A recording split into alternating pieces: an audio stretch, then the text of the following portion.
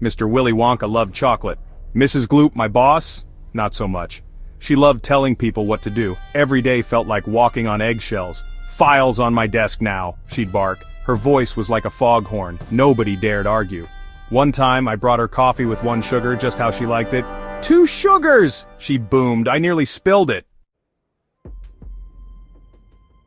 Every day was a new adventure with Mrs. Gloop. A terrifying adventure with deadlines and paperwork monsters.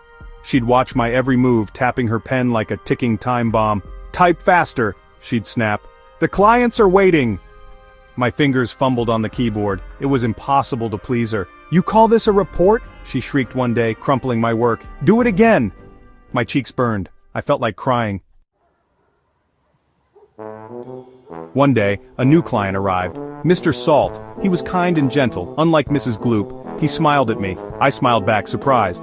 Mrs. Gloop was flustered. Mr. Salt's calm demeanor confused her. He treated me with respect, asking about my ideas. "You have good instincts," Mr. Salt told me. "Don't be afraid to share them." A tiny spark of hope flickered inside me. Mr. Salt became a regular client. He always treated me with respect, encouraging me to speak up. Slowly, things began to change. One day, Mrs. Gloop was being particularly difficult. Before I could crumble, Mr. Salt gently intervened. He praised my work and calmly corrected Mrs. Gloop's misinterpretations. Mrs. Gloop was speechless. From that day on, she was a little less like a dragon, and a little more human.